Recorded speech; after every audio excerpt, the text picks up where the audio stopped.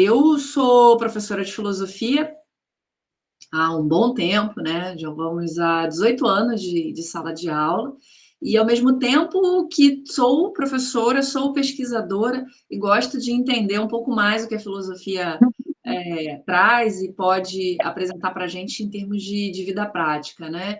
Então, toda a minha pesquisa, todo o meu tempo de pesquisa com a filosofia, ela sempre está muito relacionada às questões existenciais.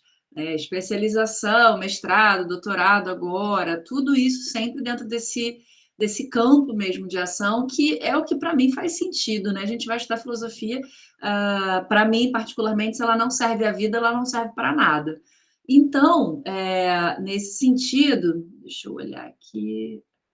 Ok, o João que mandou também, outra pessoa, deve estar chegando aí. Então, é nesse sentido que eu venho, desde a pandemia, organizando esse tipo de encontro, né? As chamadas oficinas, elas levam esse nome exatamente porque o objetivo é que a gente discuta aqui uma teoria filosófica, que a gente olhe para algumas questões no campo da filosofia propriamente, mas que a gente pegue aquilo lá e tente aplicar na vida. Que a gente possa executar alguns exercícios que são explicados, são orientados, são tratados dentro das filosofias, para que a gente possa criar ali também um processo de reflexão e faça a filosofia acontecer dentro da nossa própria vida. Então, por isso eu gosto do modelo oficina, né? Não é simplesmente um curso de filosofia que eu venho aqui falar para vocês sobre o que o fulano pensa, o que ele diz que é para a gente fazer, mas como a gente pode fazer. Como a filosofia pode ter uma utilidade, um sentido, uma prática para a nossa vida de fato, né?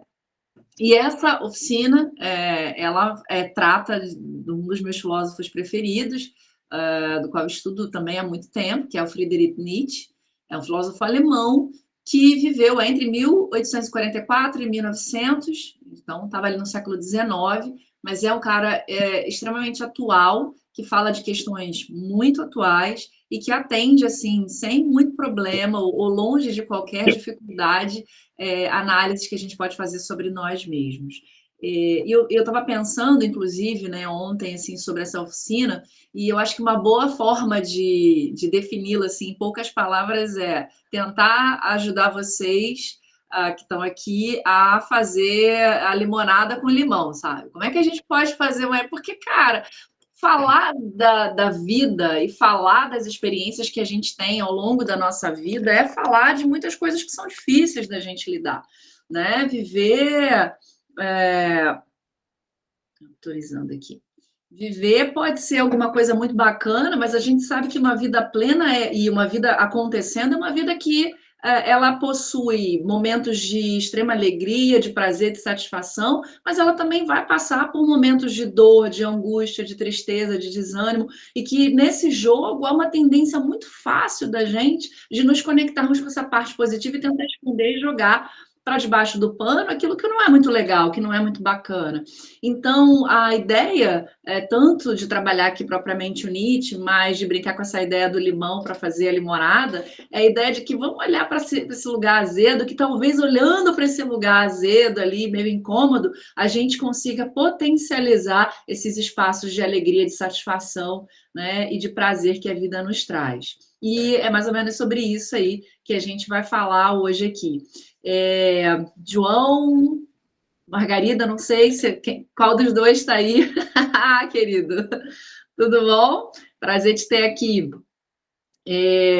Bom, vamos então partir aqui para os nossos slides. Eu vou trabalhar com vocês dentro dos slides, fica sempre muito mais fácil. E deixa eu compartilhar.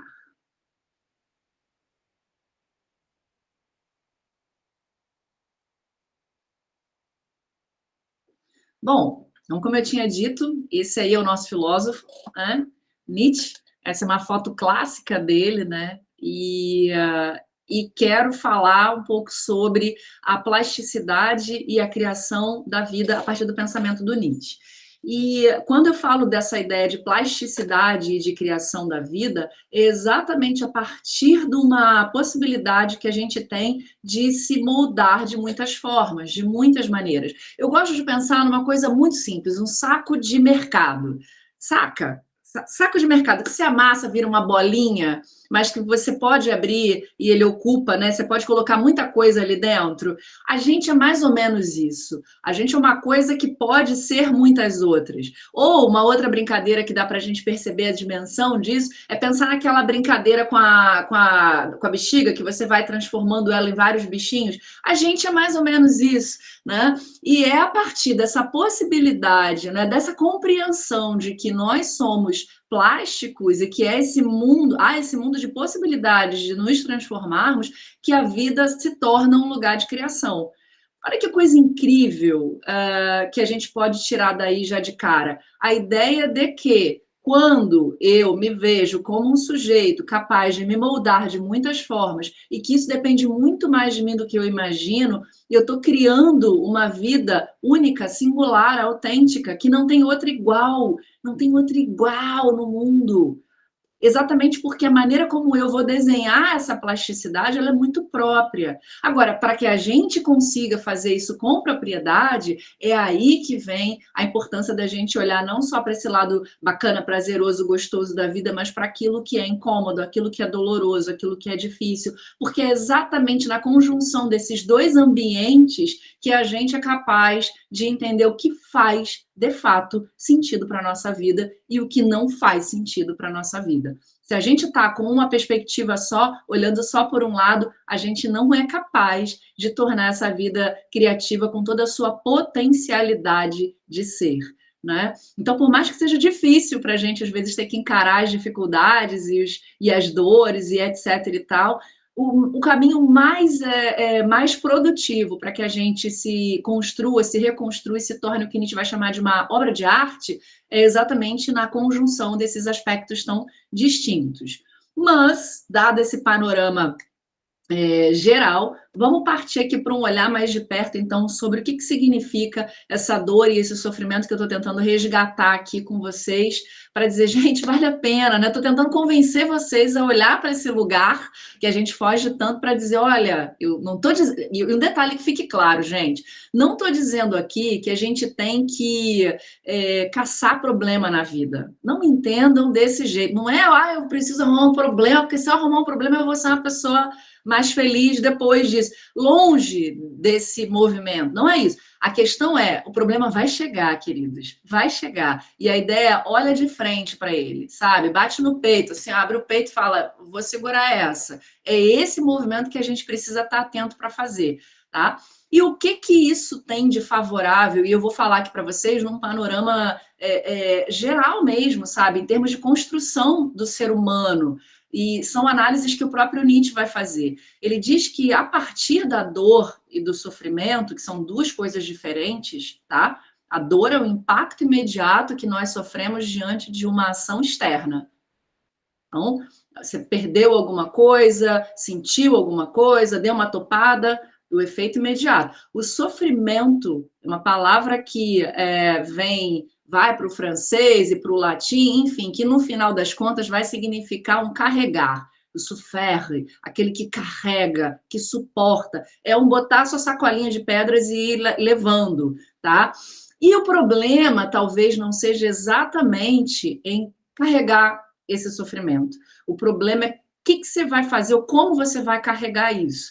Né? Porque pode ser que você pegue o teu saquinho de pedras pesado que está ali, você pode de repente arrumá-lo no chão e criar uma caminha para você dormir, ou um lugarzinho para você ficar mais alto, né? Ou você pode descobrir que de repente rolando o saco ele vai mais rápido. Não sei como é que você vai lidar com isso, mas a maneira como você lida com isso faz toda a diferença.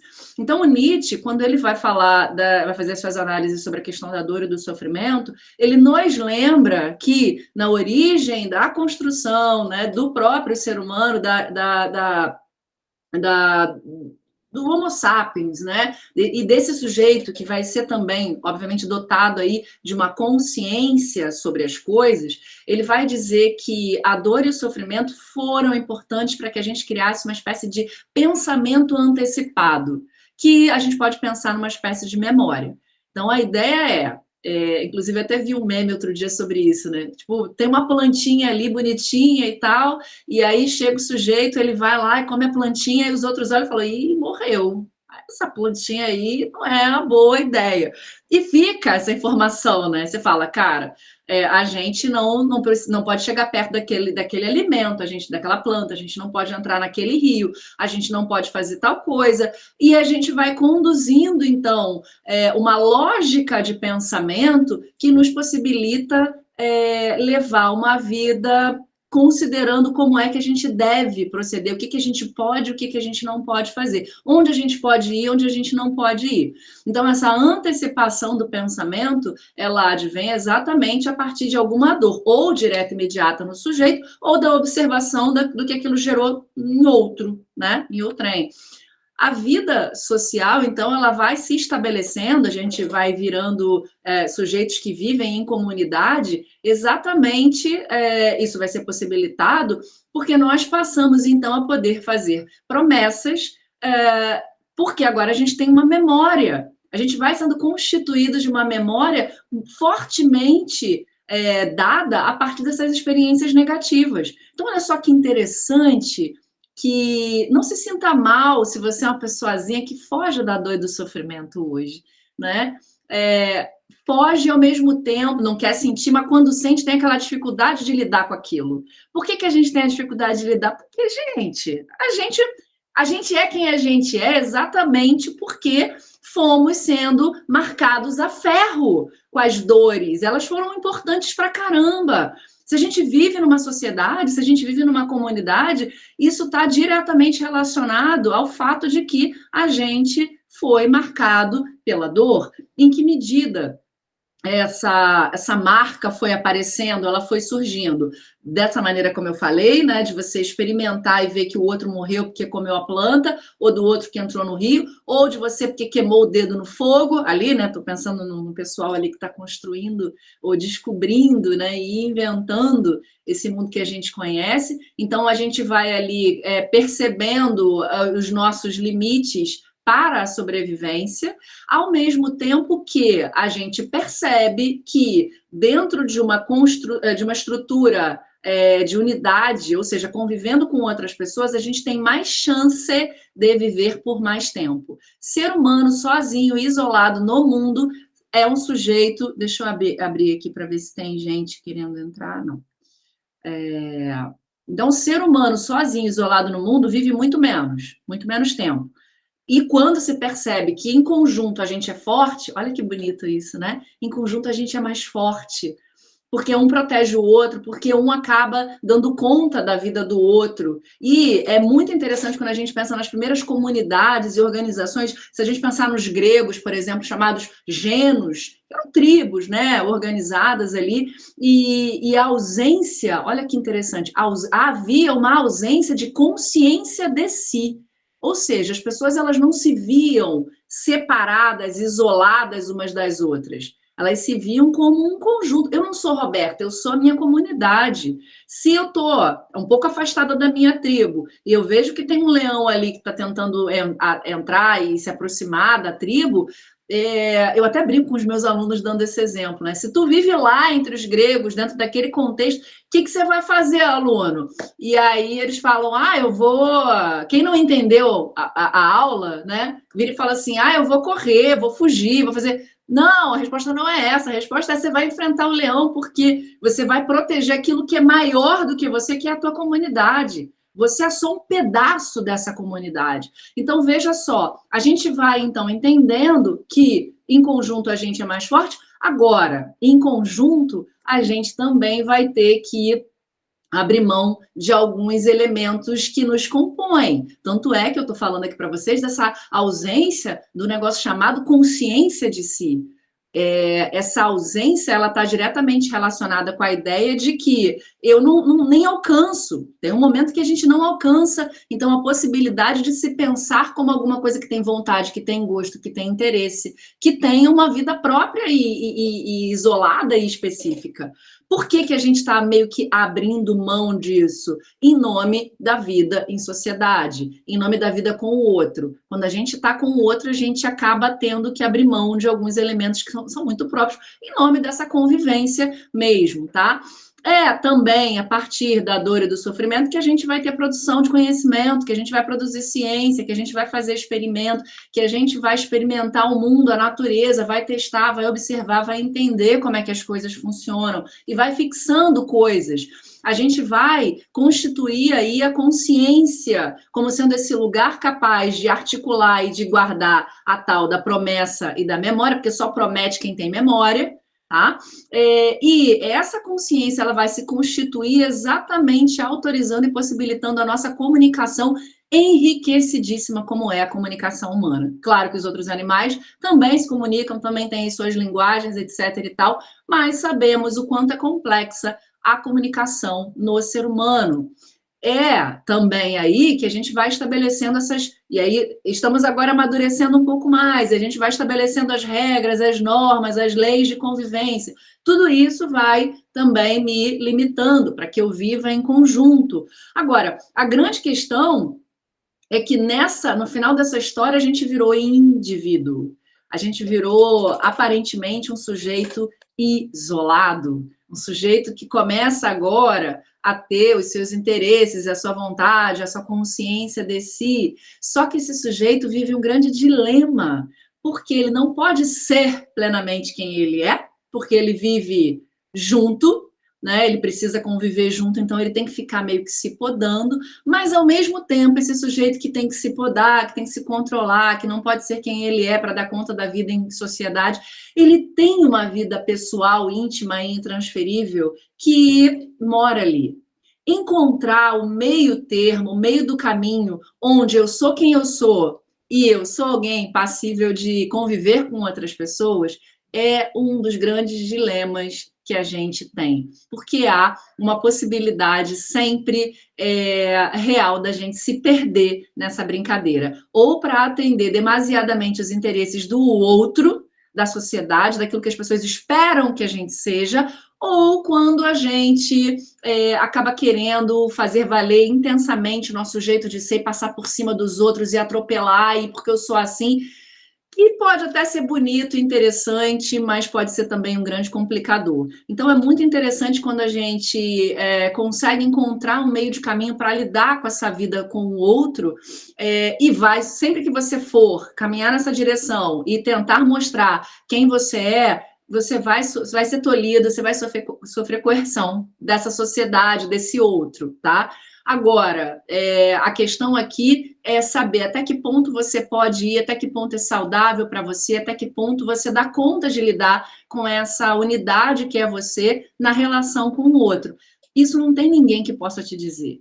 Ninguém pode dizer para você, não, até aqui você é capaz de ir. Esse é um movimento muito interno, muito pessoal, muito próprio. E que a gente precisa, então, se experimentar e experimentar o que faz sentido para a gente, para que a gente possa perceber exatamente esse lugar de ação.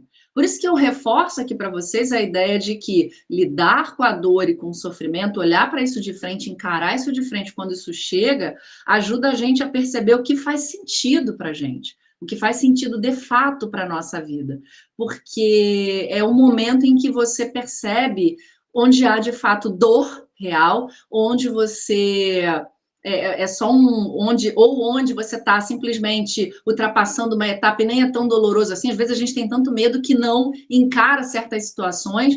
Então, por isso é importante esse olhar de frente, essa experimentação, para que a gente consiga ir além daquilo que está dado, né? Daquilo que a gente está experimentando. E uma outra coisa interessante que a gente vai perceber depois com alguns estudos muito mais para frente, século XIX, século XX, é que existe uma outra forma da gente aprender, que não é meramente, que não é exclusivamente pela via da dor. Na verdade, a gente aprende pela via da emoção. Aquilo que te emociona, aquilo que te toca, aquilo marca. E como aquilo marca, aquilo fica em você. Se eu pedisse para vocês aqui agora, nesse momento, né, que fechassem os olhos e fizessem um exercício de rememoração de uma experiência, uma das experiências mais incríveis aí da vida de vocês, pessoal, vocês vão conseguir resgatar, boa, né, positivamente falando, vocês vão conseguir lembrar, talvez, do lugar, de como estava o dia, de quem estava com você, do qual foi a piada, tudo que aconteceu naquele contexto, aquilo está ali em você, porque aquilo te emocionou. Da mesma forma, negativamente, os teus piores dias, né, de maior dor, também estão fixados claramente em você, porque marcou, te emocionou, ficou fixado na tua pessoa, né? Então é interessante a gente pensar que, na verdade, a gente fez uso muito dessa dor e do sofrimento para dar conta de chegar onde a gente chegou aqui, mas que também é possível que a gente faça esse movimento por outros caminhos, por outras vias, tá? Bom, o Nietzsche, especificamente, é um filósofo que vai dizer tudo isso que eu acabei de falar, né? Ele mesmo está apontando para esses lugares que eu disse. E ele vai olhar criticamente para tudo que disseram antes dele. Então, como eu tinha dito, ele nasce ali em 1844, um filósofo que está bem no século XIX. Ele olha para a modernidade, ele olha para a antiguidade ocidental, europeia, para fazer suas críticas e para olhar para o que fizeram da gente, né? Então, por exemplo, Nietzsche ele vai olhar para a tradição filosófica.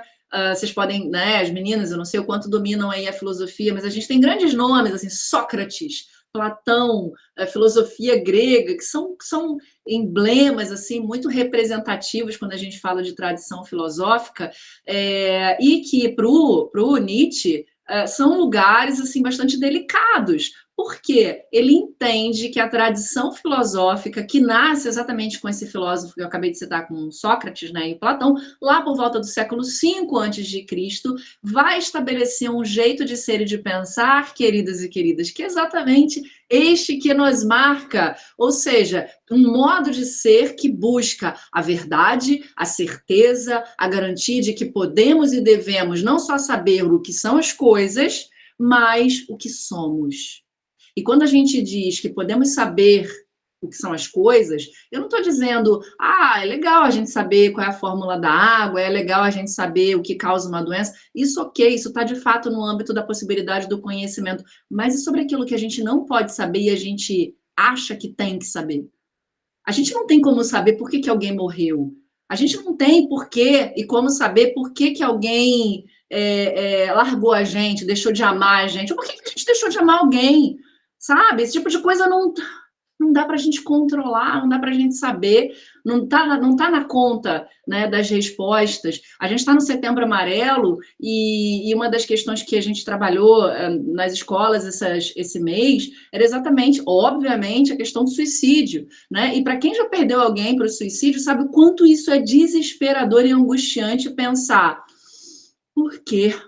Porque eu acho que se tem um problema no porquê alguém próximo a gente morre, né? Um ente querido morre, quando a gente fala de suicídio, esse porquê é mais aflitivo ainda. Então, assim, e não tem como a gente ter essa resposta segura, certa, absoluta, né? Ou seja, uma das principais críticas que o Nietzsche está fazendo à tradição está diretamente relacionada à ideia de que a vida ela tem resposta, né? Há resposta para tudo, a gente pode saber, né, essas respostas, buscamos então a verdade e, principalmente, a gente poderia saber o que somos, como se nós tivéssemos uma receita de bolo prontinha, dada, e que fosse só um olhar para si, vasculhar-se e chegar a uma resposta fixa, pronta, dada, organizada. É só você chegar nesse lugar. Para ele as coisas não são bem assim, né? Não é por aí que a coisa funciona. E ele vai dizer que depois do Sócrates e do Platão, a gente vai ter mais uma reforçada nessa lógica de pensamento quando ele fala da tradição judaico-cristã, mais especificamente ali da cultura do cristianismo, e ele vai dizer, olha, essa tradição ela está de novo falando que há uma verdade, agora essa verdade está no céu, está em algum lugar que é um pós-morte, e que essa verdade, e que a gente pode, deve ser e buscar um modelo, uma referência para a nossa vida, como um modo de ser neste mundo, né? E que ele vai dizer, olha, há muito sofrimento da pior espécie quando a gente tenta pegar os modelos prontos e encaixotar e fazer com que a gente vista. É como se a gente pegasse um número de sapato muito menor do que o nosso pé e a gente tivesse que caber ali. E é muito gostoso quando a gente cabe, mas às vezes a gente não cabe. Na maioria das vezes a gente não cabe. Então os modelos eles são muito bonitos, muito interessantes, bacanas, se a gente consegue olhar para eles como modelos, não simplesmente como aquilo que a gente vai pegar idealmente e tentar vestir e colocar na gente. Pode haver aí muito sofrimento, porque nem sempre a gente vai se encaixar. E o Nietzsche está, então, pedindo um olhar aí cuidadoso sobre isso.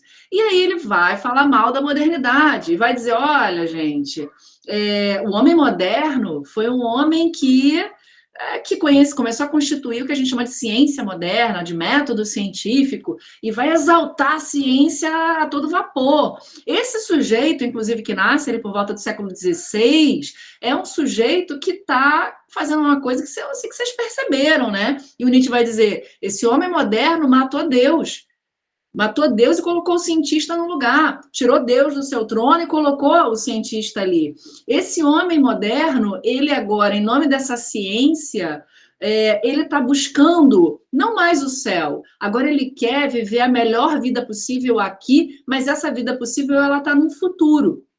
Ou seja, a gente começa a trabalhar para chegar sempre num lugar melhor que não é o presente, que não é agora, que não é o momento que a gente está vivendo. Por quê? Porque a gente já entendeu, graças a essa ciência que está surgindo, que a tendência é que as coisas passem sempre a se aprimorar.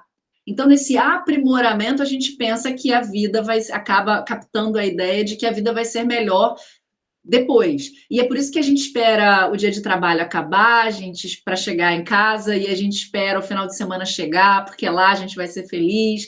A gente espera o final do ano chegar, porque lá vai ter férias, e a gente vai esperando a aposentadoria chegar, porque lá a coisa vai ficar boa. Ou seja, há sempre um jogar para frente a ideia de que lá mora a satisfação, a felicidade. E o Nietzsche está dizendo também que a tradição judaico-cristã vai fazer isso com o céu, vai jogar para frente, no caso para cima, né? Ou para o sobrenatural. E que a própria tradição que nasce ali com Sócrates e Platão joga estritamente em nome dessa verdade, que também é ideal e que a gente também deveria alcançar e buscar e reconhecer e identificar. Então, para ele, temos muitos problemas para resolver. E o que eu acho muito bacana, quando a gente olha para esses três lugares aqui, é pensar no fato de que todas as nossas mazelas, né, de angústia, de tristeza, de não se sentir bom o suficiente, de não se sentir adequado, de se sentir infeliz, de ansiedade, de depressão, todas as nossas mazelas, talvez sejam justificadas por coisas que a gente aprendeu e que são ensinadas há muito tempo e que aparecem nesses três lugares aqui que eu estou destacando para vocês. Então, é para a gente já tirar um pezinho das costas, agora tu pode tirar o peso das costas para dizer, não, cara, eu não tirei essa angústia, essa tristeza, essa culpa, esse medo, essa vergonha, né? Esse mundo de coisas que me incomodam, eu não tirei da minha cabeça. Isso veio, né, sendo trazido, e o Jung vai falar de um conceito que ajuda a gente a entender, que é o inconsciente coletivo. Então, a gente está dentro de uma sociedade, de uma cultura que vai se constituindo, sim, a partir de um monte de coisas, e a gente é fruto desse mundo de coisas aí. Obviamente, essa cultura que eu estou exatamente apontando aqui para vocês e que a gente está inserido e que a gente faz parte e que a gente sofre num sentido muito negativo agora aqui para dar conta daquilo que disseram que a gente tem que fazer, que a gente tem que ser aqui, nesse lugar, nesse mundo que a gente vive. O Nietzsche, propriamente, né, especificamente agora na relação dele com o sofrimento, ele tem uma relação muito íntima e muito pessoal. E eu acho isso muito interessante, porque é muito fácil a gente falar de teoria, é muito fácil a gente ficar aqui dizendo para as pessoas como elas devem ser, como elas devem se comportar, ou como nós devemos ser e nos comportarmos, né? Isso, inclusive, a gente é carregado, pega lá da tradição filosófica mesmo, esse mundo teórico, tá? Porque quando a gente experimenta certas situações, a gente consegue falar com muito mais propriedade sobre elas. Então, assim, alguém dizer para você que, sei lá, chocolate é ruim, mas essa pessoa tem só a teoria sobre o que é o chocolate, como ele é produzido, seja lá o que for, é uma coisa. E alguém que experimentou o chocolate falou, pô, eu já experimentei vários, vou falar aqui da minha experiência pessoal, ele, né, aqui tem o amargo e tem o que é o leite e tudo mais. Ah, tudo bem, é uma experiência pessoal, mas essa pessoa, ela vivenciou aquilo. E aí eu gosto muito da ideia de que viver é melhor do que sonhar, né? E viver é muito melhor do que teorizar. Aqui, trazendo para a ideia do que a gente está trabalhando aqui. E o Nietzsche não teoriza, né? O moleque com 5 anos de idade, na verdade, com 4 anos de idade, ele vê o pai despencando de uma escada e ficando acamado e bastante adoecido por quase um ano, até morrer. Pai foi tendo uma série de coisas, fica cego, vai tendo paralisia no corpo, vai tendo uma série de complicações e perde o pai aos 5 anos de idade. Em menos de um ano, ele perde o irmão mais novo. E aí ele passa a ser criado pelas tias, pela mãe e por uma irmã mais velha que ele. Tem uma certa dificuldade de se relacionar com outros meninos, ele acaba até na sua infância ficando muito próximo, estritamente, dessa irmã dele. E na juventude ele começa, ainda bem jovenzinho, ele começa a sentir alguns incômodos físicos, né, umas dores de cabeça incômodas, e é um processo inicial de adoecimento que vai perdurar até o final da vida dele, né? Então, o Nietzsche, nos últimos 10 anos de vida, mais ou menos, ele já não está com a sua sanidade. Essa é uma imagem que eu trouxe aqui para vocês dele sendo cuidado pela irmã, ele já bastante adoecido, e ele começa jovem com as dores de cabeça, as dores nos olhos, as náuseas. Há uma série de possibilidades, de teorias aí sobre o que exatamente ele tinha, mas que passa, sim, por uma questão de hereditariedade também com relação ao problema que o pai tinha, tá? E outras questões mais, parece que sim. Então, ele vai ter um encontro muito pessoal e muito íntimo com o sofrimento. Ele vai se relacionar, e o que é muito bacana da gente perceber quando olha para a história de vida do Nietzsche, é que numa primeira história de vida e filosofia, é que num primeiro momento dessa relação intensa e sofrida com a dor, e assim, só para vocês terem uma ideia, às vezes ele, quando começava a ler, você imagina, o cara escreveu um monte de livro, leu pra caramba, começava a fazer uma das coisas que mais lhe agradava, ele começava a sentir muitas dores, e ele precisava apagar a luz, fechar tudo, ficar no escuro, até voltar a se sentir melhor, né? Então, não poder viver plenamente aquilo que faz sentido para você é muito doloroso, né? Já é muito doloroso. Sentir a dor é horrível, e não poder, o impedimento também é uma outra dor.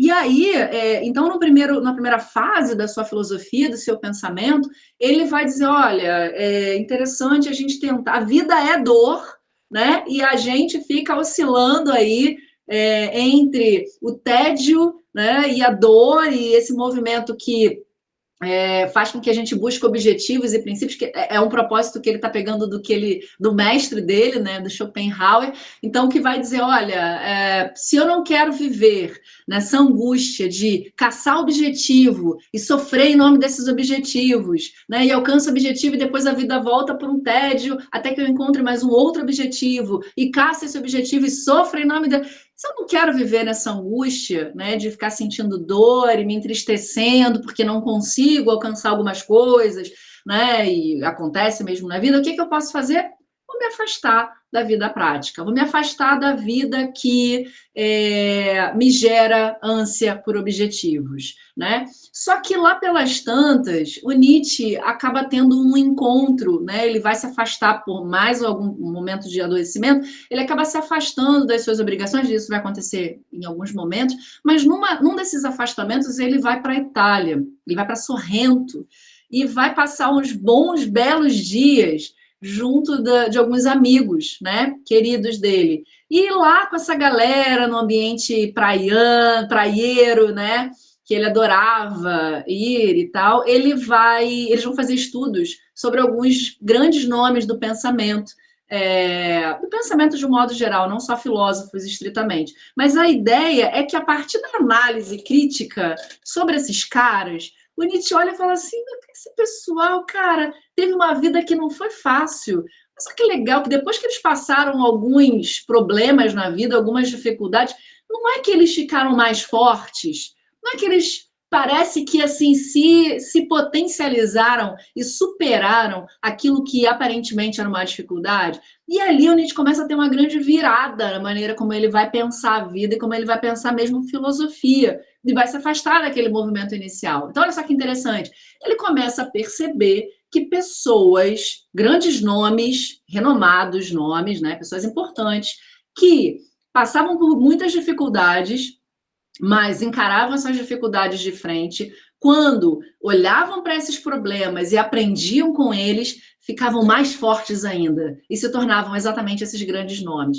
Inclusive, tem uma pegada aí que dizem, né, que as pessoas de sucesso não são as pessoas que mais acertam, são as pessoas que mais bateram com a cabeça na parede. E a diferença é que essas pessoas não desistiram, né? Elas seguiram adiante. E é mais ou menos isso que o Nietzsche está percebendo ali nesse contato com esses grandes nomes. Tá?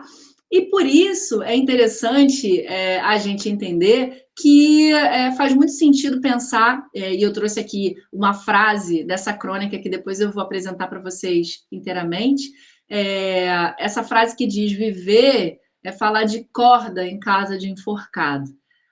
Ou seja, esses nomes que o Nietzsche estava estudando, assim como ele propriamente, vão poder falar o que é sofrimento e o que é felicidade, exatamente porque vivenciou essas experiências. A gente só pode ter a garantia e a certeza, ou se aproximar de alguma garantia e alguma certeza sobre o que é bom ou sobre o que é justo, quando a gente teve que se deparar na gente mesmo com a injustiça e com a maldade, sabe? Quando você teve que se deparar com a ausência, com a falta, com a dor, quando você se depara com isso, você pode dizer, cara, eu sei o que é bom, eu sei o que é legal, o que é gostoso, o que faz sentido nessa dimensão de que a partir do momento que você sabe o que é um feijão queimado, né? O que é o sabor do arroz queimado, a coisa que não é legal, que não é gostosa. Mas quando você experimenta aquilo, quando você experimenta, então, essa espécie de falta, você consegue valorizar muito mais aquilo que é o arroz bem feito, um feijão bem temperado, né? Eu estava aqui olhando, pensando nesse encontro aqui com vocês, eu me lembrei de uma situação, cara, são coisas às vezes pequenas que a gente começa a falar e perceber que fazem tanto sentido e que são tão importantes para a nossa vida. Durante muito tempo eu trabalhei no Colégio Militar do Rio de Janeiro e com frequência eu precisava dormir no quartel, como oficial militar, militar responsável pelo quartel.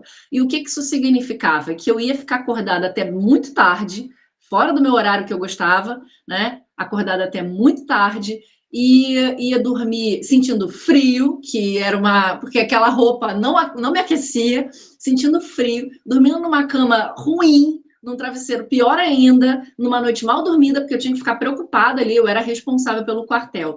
E eu me lembro de muitas vezes eu estar tendo que estar ali articulando 10, 11, meia-noite, eu olhava para os apartamentos em volta do colégio e eu via as luzezinhas, sabe, acesas, e eu falava, gente, como é bom estar no conforto da sua casa, vendo a sua televisão debaixo da sua coberta na sua cama.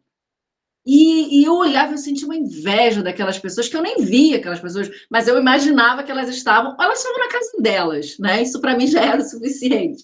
E eu vou dizer para vocês, eu saí do colégio militar faz alguns anos, mas até hoje, com muita frequência, eu deito na minha cama, no meu travesseiro e falo, gente, como é bom estar aqui com você, como é agradável, né? O que talvez a maioria das pessoas nem se dê conta, mas a falta, a ausência, o doído, ele faz a gente perceber esse outro lugar aí, né? Então, quando o Paulo Mendes Campos fala, né, que viver é falar de corda em casa de enforcado, ele está trazendo para a gente a dimensão de que vamos falar daquilo que é mais difícil, daquilo que é mais doloroso, da nossa falta, daquilo que mais nos incomoda, porque quando a gente olha para isso inteiramente, é que a gente consegue dar conta, né, e se apropriar daquilo que de melhor também há, ou na vida, ou em nós, exatamente porque a gente ganha a dimensão da dificuldade, né, da dor, do sofrimento, daquilo que não é fácil lidar. Mas também não é fácil olhar para esses lugares de dor, esses lugares difíceis, olhar para os nossos defeitos, olhar para aquilo que a gente não sabe fazer ainda. Não é fácil, não é qualquer um que consegue fazer esse movimento também, não. Agora, é interessante também pensar o fato de que esse lugar do olhar para a dor, olhar para o sofrimento, olhar para as nossas dificuldades de um modo geral, não só nos faz crescer, amadurecer e aprender a valorizar coisas muito bacanas que a gente tem, como também é um lugar importante para a gente perceber onde é que as coisas não estão tão bem em nós. Por quê, queridos e queridas? Acontece muitas vezes da gente estar tão acostumado com uma farpa que a gente nem percebe que ela está ali. Olha que coisa. Tem um caso de um amigo muito que eu acho muito interessante, que ele contou uma vez, de uma tia dele, que levou a baita de uma queimadura de sei lá que grau, bem nas costas, né? E ele tentando entender, tia, mas você não. Porque como é que foi o caso? A tia estava entre o fogão e a pia, tinha uma brechinha, ela estava enfiada ali. O fogo foi pegando, e ela só se deu conta de que estava queimando depois de algum tempo. E meio revoltado, meio indignado, falei, tia, como é que você não percebeu que estava pegando fogo no teu corpo? A justificativa dela foi a seguinte: é porque eu estava sentindo um quentinho que estava tão bom. Eu falei, gente, olha que loucura. Olha o quentinho, estava levando a pele dela junto, gente. E acontece isso. Às vezes a gente convive há tanto tempo com uma dor que a gente não percebe que é uma dor, né? Eu também me dei conta disso uma vez fazendo um tratamento alternativo de moxa, não sei se vocês conhecem, mas é um aquecimento de pontos, né, em algumas regiões do corpo, e eu não havia me dado conta que eu não conseguia deitar de bruços com meu pescoço totalmente virado para a direita. Quando a terapeuta destravou aquilo, eu falei, eu não tinha percebido que eu não conseguia, porque a gente fica e a gente acaba, às vezes, achando que tudo bem não conseguir fazer tal coisa, ou tudo bem não se sentir bem, ou tudo bem qualquer coisa que enfraquece a gente. Porque há sofrimento que enfraquece a gente, e é disso que eu quero falar aqui nesse momento, né? Um deles, um dos mais potentes enfraquecedores da vida, né, ou do adoecimento, é a culpa e o ressentimento.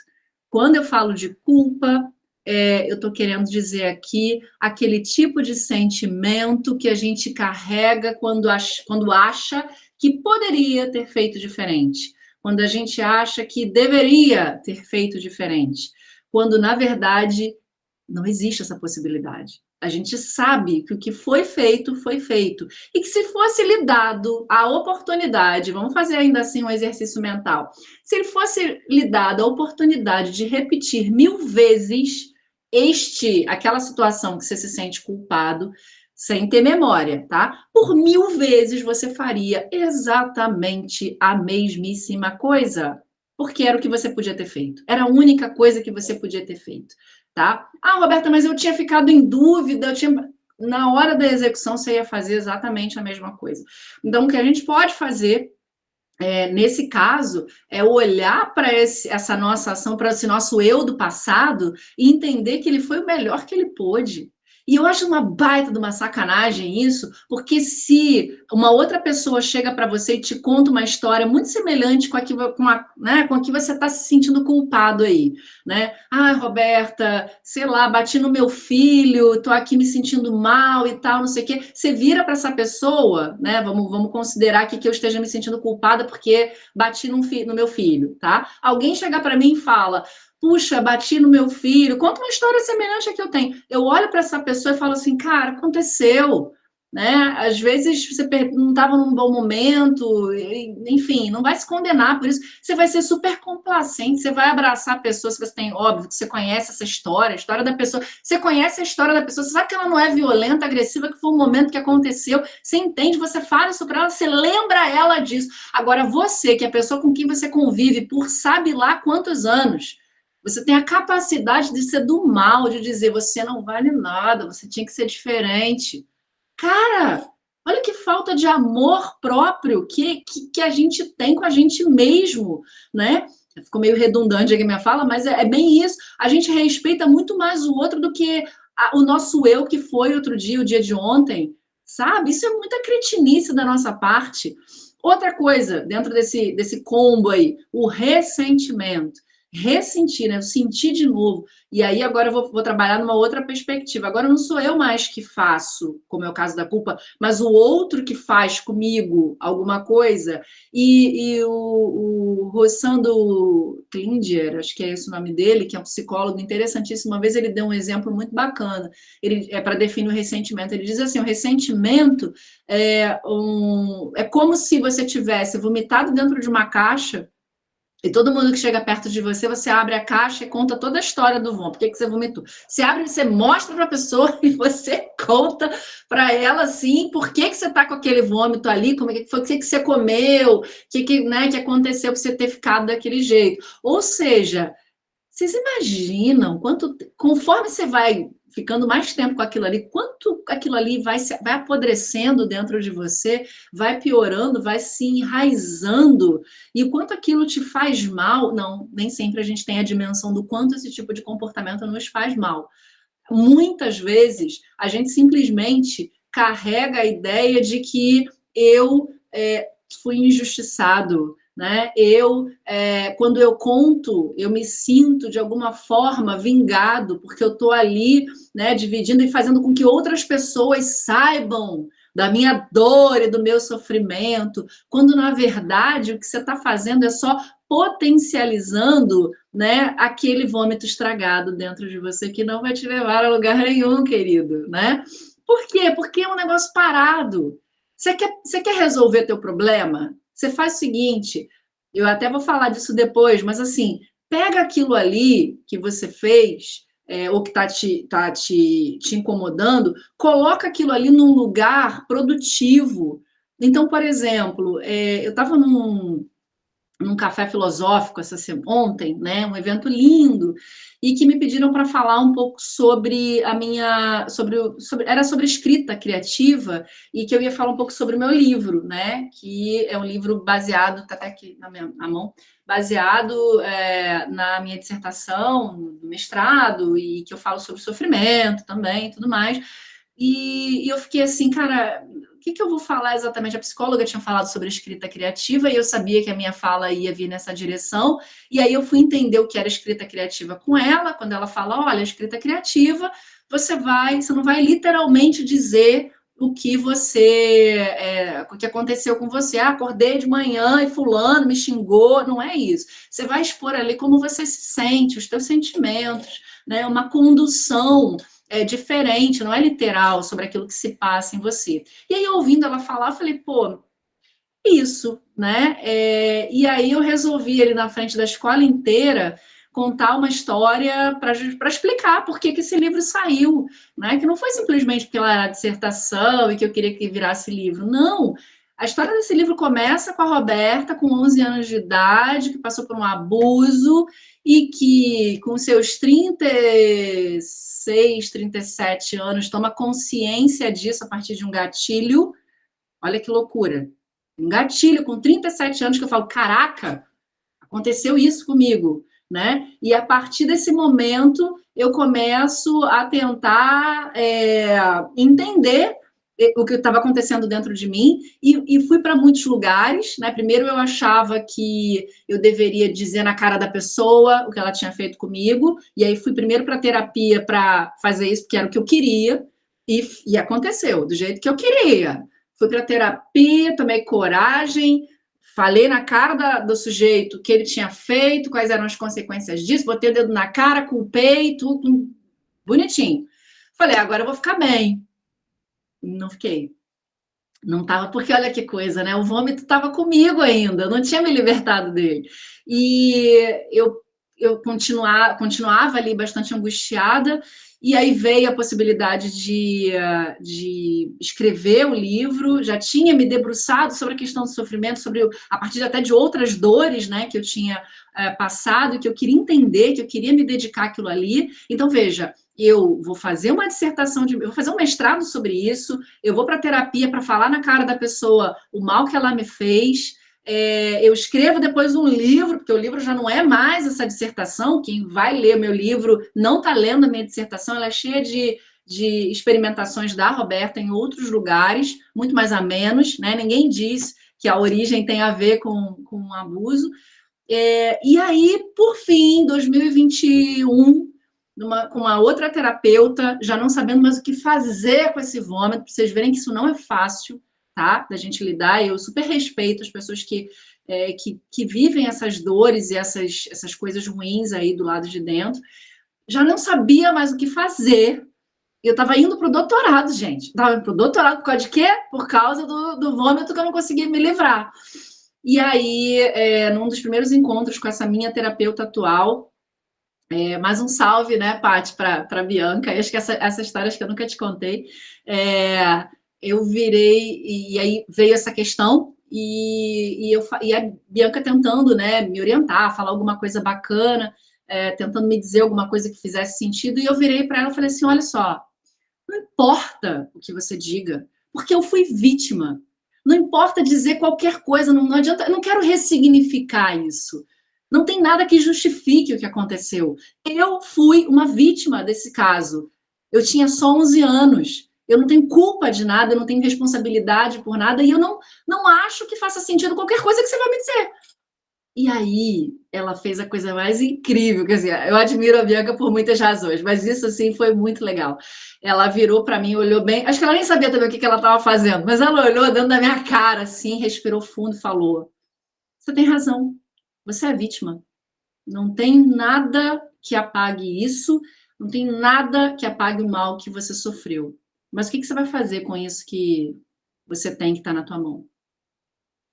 E aí, quando ela falou isso, o que eu vou fazer? O que eu vou fazer? Né? E aí, quando alguém disse para mim, quando eu consegui ter ali a validação do pá, eu fui vítima, né? E agora, ok, eu sou a vítima, e agora o que eu vou fazer com isso? Eu falei, acho que eu não preciso disso, não. Olha como é que são os lugares que a gente vai, né? Eu poderia ter me livrado disso há muito tempo, mas eu precisava chegar ali de alguém do lado de fora dizer para mim que eu tinha sido vítima e me perguntado o que você vai fazer com isso. Por isso que eu acho que o outro é sempre uma figura muito importante nas nossas vidas, sabe? Eu sou completamente contra essa ideia de não se importe com o que o outro vai dizer de você, esquece essa ideia da gente, né, não ter que olhar para o outro. Mentira, o outro, dependendo do outro que tem à sua volta, é um outro incrível, um outro que vai fazer a sua vida se iluminar, sabe? É um outro que vai te mostrar o que você não está vendo. Às vezes a gente está procurando alguma coisa, sei lá, está procurando óculos, e às vezes você não vê o óculos porque ele está aqui, ó, na tua cabeça. Então você precisa do outro que diga: ó, tá aí, cara, tá aí, você não tá vendo, é só você botar a mão para cima. E sozinho você não ia conseguir ver, sabe? Então, assim, o ressentimento é um lugar tenebroso, tenebroso, lamentável, triste, doloroso. É muito triste ter que conviver com essa dor apodrecida dentro de si, sabe? E é muito triste a gente não conseguir se libertar disso. Agora, a partir do momento que você ganha consciência de que isso é uma dor apodrecida, é um primeiro movimento para a gente começar a tentar encontrar caminhos para se libertar desse lugar sujo, fedorento, horroroso, que não leva a gente a lugar nenhum, né? Se você não vai transformar isso em alguma coisa. E aí, vou fazer um parênteses aqui sobre isso, é que enquanto eu estava tentando sair do meu buraco, eu não fazia ideia do que eu estava fazendo pelas outras pessoas, porque como eu falava, em 2016 foi a primeira vez que eu consegui verbalizar o que tinha acontecido comigo, e eu verbalizei no meu lugar de maior conforto, que é a sala de aula, para uma turma em especial. E desde então, o movimento que eu acabei gerando foi de muitos alunos, muitas alunas que passavam a terminava a aula, vinham, me abraçavam e falavam que também tinham passado, ou que chegavam dias depois e falavam: puxa, eu tive coragem de contar para minha mãe, sabe? Eu tive um caso de um menino abusador, né? Que veio me contar, e aí também foi um outro lugar assim de, cara, o que eu faço com isso, né? Você está acostumado a tratar da vítima, e quando o cara, né? Então foi muito aprendizado e muita troca. Então veja que desse lugar da minha dor, quantas vidas eu acho que eu talvez tenha transformado com o meu relato ali, que era só ressentimento. Naqueles relatos de sala de aula eram ressentimento, eram exposições do meu vômito nojento. Parar de falar de vômito. Mas, enfim, dessa coisa horrorosa aí que a gente fica repetindo, né? Um outro lugar de sofrimento é o lugar dos medos, mas esse é o lugar mais louco que tem, porque esse é o lugar do que não existe, né? O medo é alguma coisa que a gente carrega a partir das nossas inseguranças, mas não é real. Real, né? Da mesma forma que a esperança, tem um filósofo que eu gosto muito, que é o Spinoza, e ele fala de dois lugares inexistentes, né? Que não são reais, que não estão não, da vida, que é a esperança e o temor. A esperança que você tem é que de alguma coisa vá acontecer positivamente, o temor é que alguma coisa ruim vá acontecer. Só que esses dois lugares, eles não são reais, porque não é a vida acontecendo, não é a dor chegando, não é a porrada que você está recebendo. E é muito melhor viver e levar uma porrada do que ficar achando que você vai levar uma porrada e não saber se vai levar de fato. Isso é muito triste, isso é muito empobrecido, isso é a vida pobre, é a vida adoecida, é a vida fraca, vai dizer o Nietzsche, porque ela não é uma vida experimentada, né? E aí que tá, né? Como é que eu vou conseguir lidar com os medos? Cara, encarando. Aí não tem muito para onde correr. A melhor forma da gente encarar os nossos medos é experimentando esses lugares de medo, né? Experimentando aquilo que gera insegurança. Ah, Roberta, mas eu posso me frustrar. Vai se frustrar, cara, não tem jeito, né? Vai. Todo mundo vai se lascar na vida, não tem jeito. Agora, é melhor se lascar sabendo que você tentou do que ficar nessa expectativa, nesses medos, nesses lugares que são de pura insegurança, tá? Na pior das hipóteses, o que vai acontecer é o que vai acontecer necessariamente com todos nós, que é o lugar para onde todos tendemos, que é a morte. Então, assim, é melhor morrer tentando do que não tentar, né? Um outro lugar, e agora mais objetivo, é o lugar das perdas. Esse é o sofrimento do que já aconteceu, né? Porque não é mais um medo de perder, é perda. E quando eu falo para gente, para vocês aqui de perda, é a perda daquilo dos que morreram ou da morte de todas as coisas, né? Porque tudo que a gente deixa de ter é uma morte, né? Você, sei lá, teu carro foi roubado. É uma morte da tua relação com o carro. Você perdeu o emprego, é a morte daquela relação profissional, né? Então, as mortes, elas acontecem o tempo inteiro. E aí tem um elemento muito interessante na tradição indiana, né? E o meu professor, ele fala uma coisa muito legal, ele diz assim, todos os dias acontecem infinitas mortes no mundo, de todas as dimensões. Pessoas que perdem emprego, entes queridos, tá? De todos os lugares. Agora, por que algumas mortes te incomodam enquanto outras não? E a resposta para isso está no apego.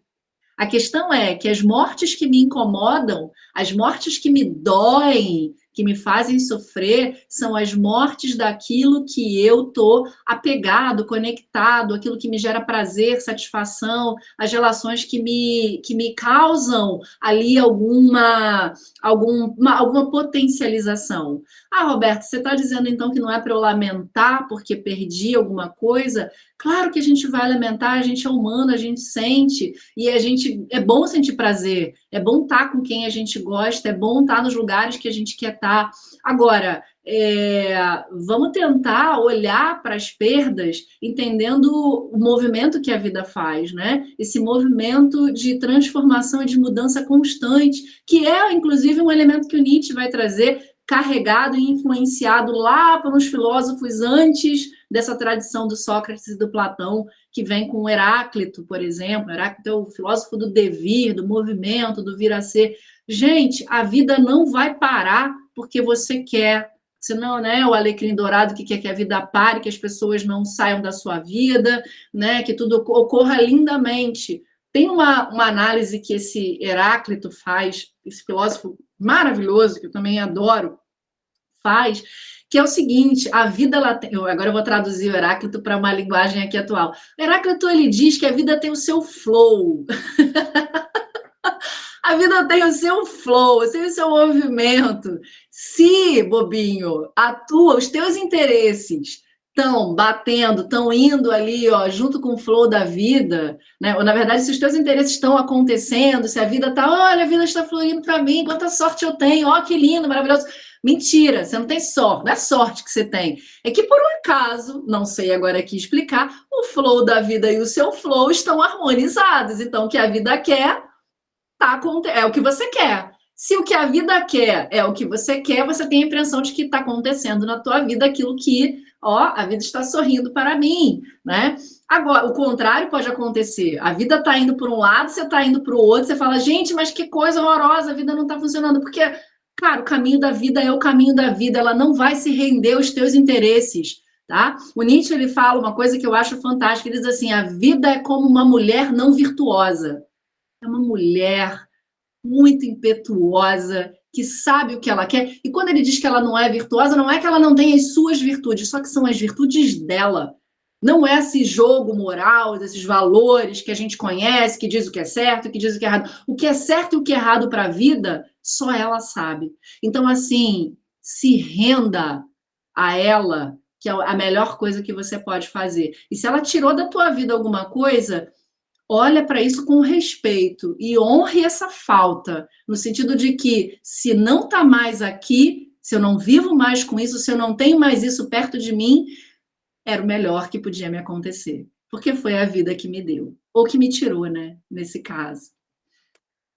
Último elemento aqui, que eu estou destacando, claro que a gente poderia trazer outros mais, mas um último elemento que eu estou trazendo aqui é a gente pensar em modelos de vida. Gente, ai, como isso é triste.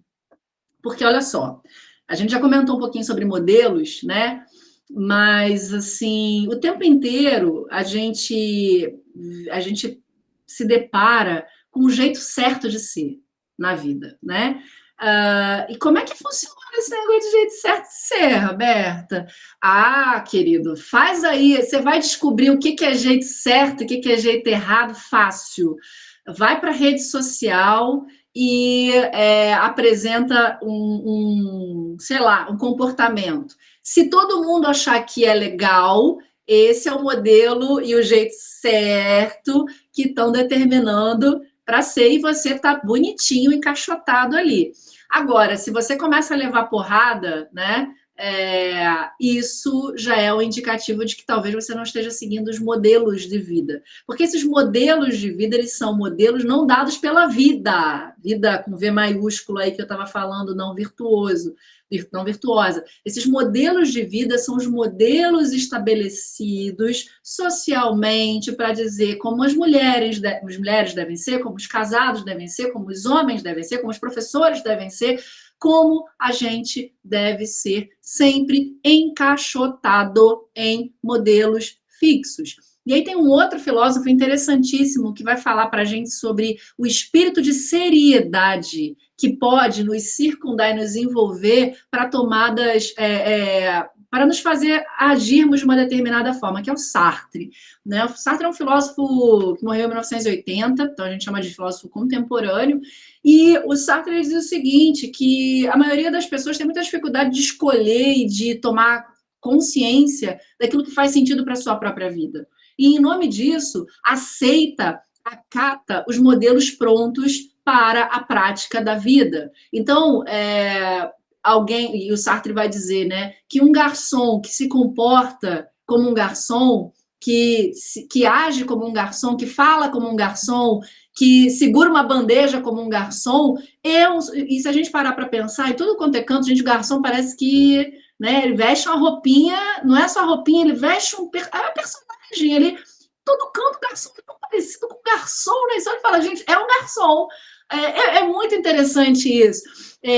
Um amigo meu estava no processo seletivo essa semana, e era um processo seletivo que tinham pessoas de muitas áreas. Nutrição, administração, informática, professores, né, inclusive. E aí ele me mandou uma mensagem e falou assim, nossa, Roberta, tem tanto professor aqui. Eu falei, tu perguntou? Você chegou para as pessoas, professor? Aí ele falou, não, é porque... Ele muito fino, né? Ele virou e falou assim, não, é porque o professor, ele tem um hábitos comum. Aí eu falei, ah, tá. Ele falou, pois é, gente, olha pra cara do professor e você fala, olha pra cara da pessoa e fala, é professor. Por quê? Porque professor é uma raça que veste um tipo de professor. Então as pessoas olham e falam, é professor. E é muito interessante, porque esse encaixotamento é um lugar muito seguro e muito fácil para a gente viver na relação com o outro superficialmente. Porque você vai fazer aquilo que todo mundo espera que você vá fazer.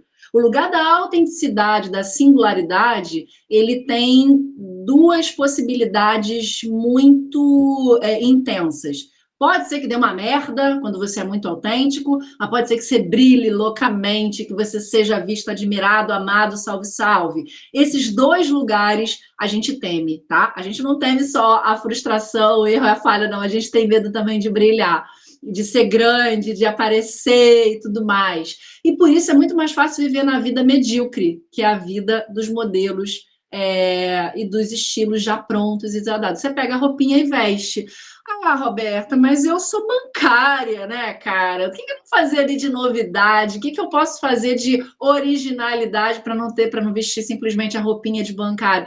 Cara, é aí que eu te pergunto, o que você pode trazer da tua personalidade, do teu jeito de ser, da tua maneira de tratar as pessoas, de lidar com o outro, de lidar com o teu trabalho, que é próprio da tua pessoa, que ninguém vai fazer igual a você, né? Eu me lembro que no Fantástico, alguns anos atrás, eles estavam falando sobre profissões e como as pessoas conseguiam inovar dentro daquilo que parecia ser impossível, né? E aí eles entrevistaram um pipoqueiro que o cara, além dele ter vários sabores de pipoca, o cara fazia delivery de pipoca. Cara, eu nunca vi em lugar nenhum até hoje alguém que entregue pipoca em casa. E eu adoraria, porque às vezes eu fico assim, cara, eu queria comer aquela pipoca com queijinho, parmesão dentro, e eu só tem lá no centro da cidade, uma merda, não dá para.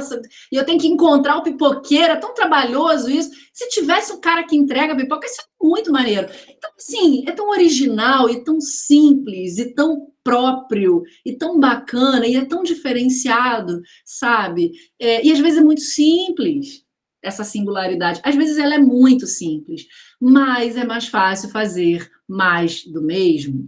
O fato é que todos esses lugares que eu destaquei aqui para vocês, da culpa, do ressentimento, os medos, as perdas, né, como elas podem nos desestabilizar e nos revoltar diante da vida, e os modelos, tudo isso se diferencia ou nos afasta da gente como a gente é, né? Do ser quem se é. Porque para ser quem se é, a gente precisa se curar do que a gente não é. Porque nem sempre a gente percebe que está simplesmente reproduzindo modelos, modos de ser, medos, ressentimentos, culpas. E aí, sobre isso, eu queria mostrar a vocês uma música de uma cantora pernambucana chamada Flaira, que fala sobre esse curar-se de si, que é um olhar muito sincero, sabe? Sobre si mesmo.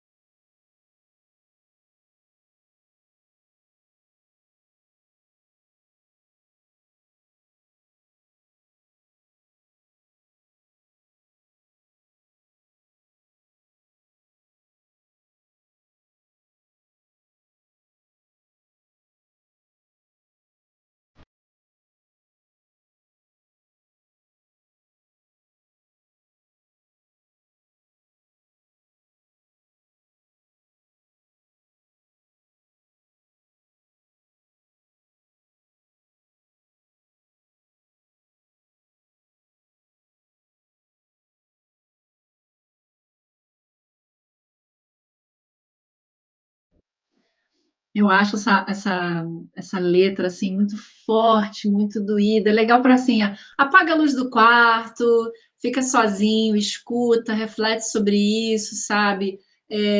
Porque esses lugares feios, essas trevas, vamos dizer assim, elas às vezes são difíceis da gente olhar, mas são lugares assim tão importantes e tão válidos para a gente entrar num processo de amadurecimento mesmo, sabe? E de reconhecimento do que faz sentido, do que é dor, do que tem valor, né? Todo esse movimento aí. E, considerando aqui a perspectiva nietzschiana, a gente precisa descobrir não só sobre coisas desagradáveis, né, que a Flaira fala na música, mas às vezes tem coisas muito que a gente acha que a gente tem de muito bonito e que a gente não tem, sabe? Então, assim, perceber que talvez nada nos componha efetivamente, né? Que a Roberta ela não é composta fixamente por nada. Talvez ela possa ter sido alguma coisa muito, né, uma boa mãe ano passado, mas agora ela não é. Não tem problema, né? E o problema é a gente ficar fixado naquilo que a gente foi um dia, naquilo que a gente construiu um dia. Essa fixidez, ela pode ser um lugar da dor num sentido muito, muito doloroso e muito negativo, né? Então, assim, ser quem se requer esse esvaziamento do que a gente pensa ser. E aí, a gente já começa meio que a oficina, né? Eu já vou propondo aqui para vocês um caminho possível para a gente trabalhar esse esvaziamento, e o primeiro deles é a solidão, né? E a solidão aqui não era um sentido é, no sentido patológico, né, de você sofrer e achar que tem que ficar isolado do mundo, isso é doído para você, sofrido, não. Porque essa solidão ela pode acontecer no momento que você vai tomar banho, você está no vaso, você está sozinho, não pega o celular, vai para o banheiro, não leva o celular, fica ali, você com você mesmo. É um momento silencioso, é um momento de solidão, é um momento curto, mas essas experiências de esvaziamento do mundo, em que você se encontra só com você, são lugares extremamente importantes, porque são esses os lugares em que a gente pode fazer um movimento de olhar para esse comportamento que a gente vai estabelecendo nos encontros, nas relações que a gente vai tendo. E isso vai possibilitando a gente que nos tornemos um crítico de si mesmo. E o crítico aqui é no sentido de perceber, cara, será que isso aqui é bom mesmo para mim? Será que eu gosto mesmo daquilo? Será que aquilo faz mesmo sentido para mim? Então, esses lugares, né, do que a gente pode chamar de uma autoobservação psicológica, o Nietzsche vai falar dessa observação psicológica, que esse negócio ele tem a sua validade, ele tem a sua importância, pode ajudar a gente a encontrar os lugares mais potentes nas relações que a gente tem com os outros, sabe? Porque nessa solidão e nesse esvaziar-se da criticidade, você começa a reconhecer, cara, que talvez você pode chegar à conclusão de que ficar sozinho é bom pra cacete, que você acha isso muito maneiro e que você pode se divertir horrores com esse tipo de experiência, né? Você pode, por outro lado, reconhecer que, cara, a minha vida só faz sentido se eu tiver por perto as pessoas que eu amo. Se eu fosse alguém, né, que tivesse que ficar viajando de um lugar para o outro, não faz a minha cabeça, né? E aí eu me lembro de uma outra fala de Bianca para mim, que eu falei para ela assim, Bianca, eu não gosto de morar sozinha. Eu não gosto de morar sozinha. Ela falou, não, mas você pode encontrar, né, sei lá, ir para participar de alguns grupos, que não sei o quê, de pessoas. Eu falei, cara, não é a minha praia, não é o meu lugar de conforto, não gosto disso. Eu penso, Roberta, agora aqui falando, que é ruim você dividir a casa com alguém que não te agrada, com alguém que enche teu saco.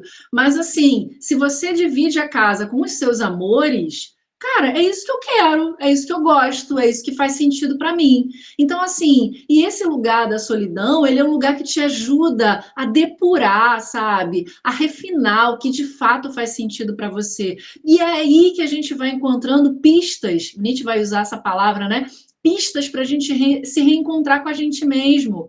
Porque a gente vai começar a perceber das coisas talvez muito pequenas. Que comida que você gosta de comer quando você tem que cozinhar só para você, quando só o teu interesse está em questão?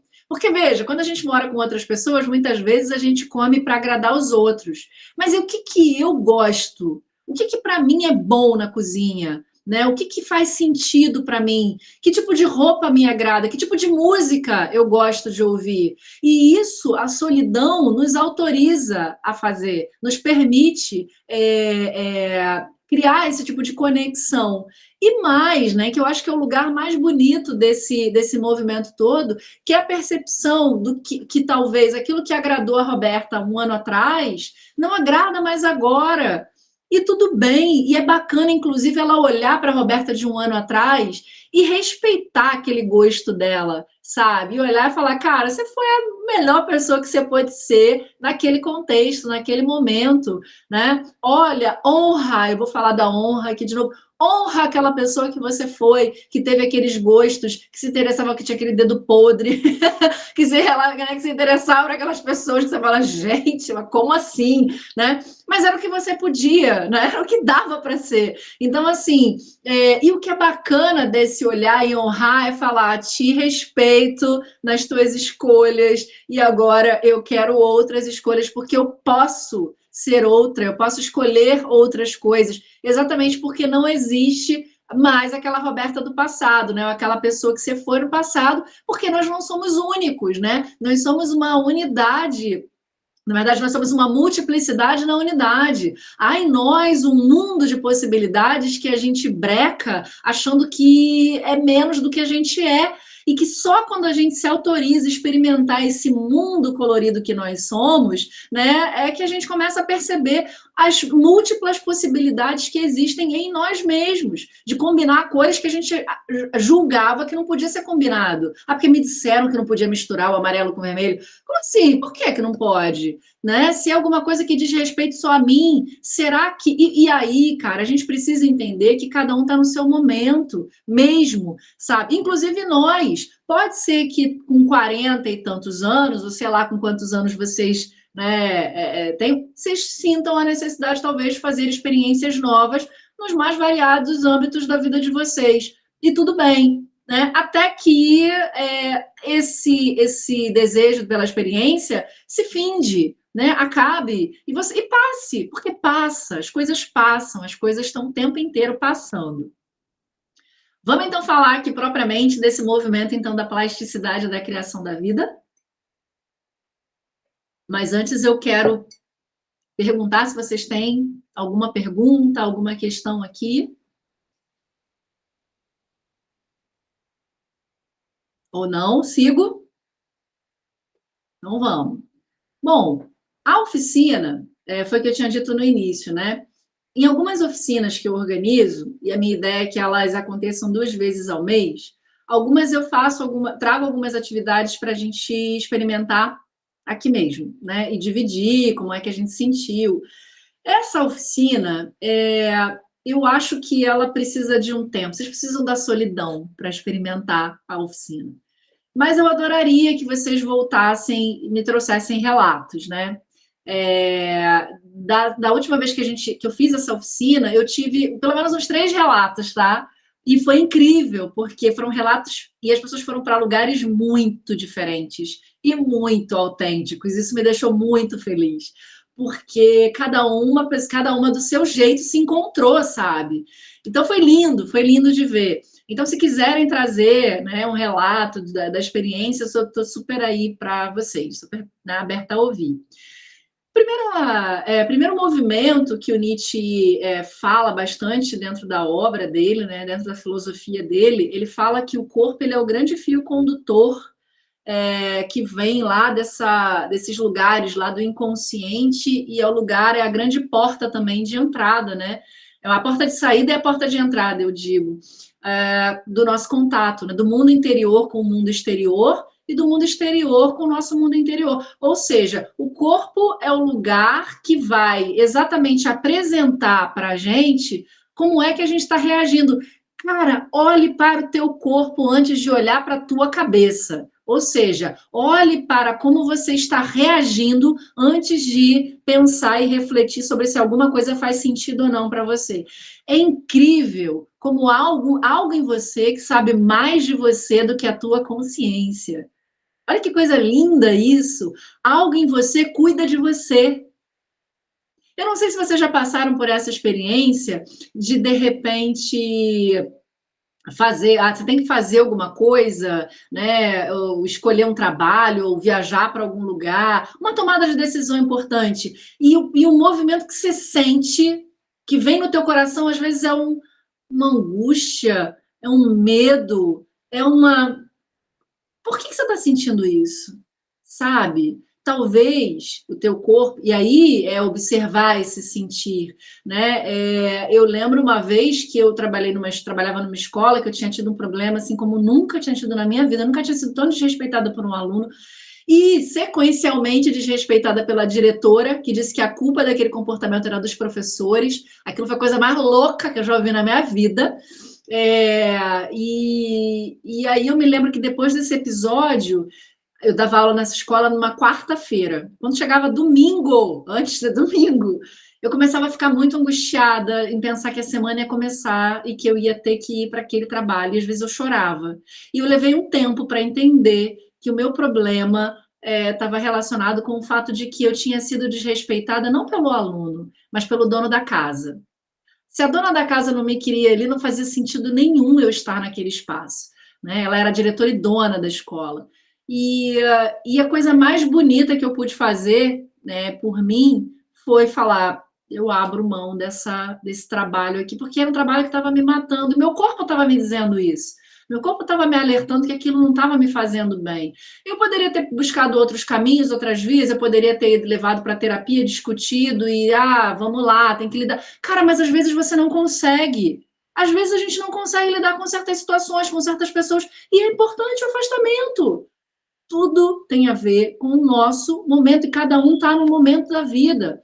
Então a ideia é, preste atenção à maneira como você reage aos ambientes, às pessoas, até às comidas, os sons, as cores, os odores. Cara, tem odores que te enchem de uma satisfação, de um prazer, de uma alegria, de uma coisa boa, sabe? As cores das roupas. E a gente sabe que quando se trabalha aromaterapia ou cromoterapia, por exemplo, ou a musicoterapia, tudo isso gera um reflexo na gente, sabe? Então, assim, fique a como você reage a essas coisas, como o teu corpo reage, né? Perceba como você se sente e fique também atento aos teus ciclos. Os ciclos a gente pode perceber no sentido de como é que você funciona. Você funciona melhor de manhã?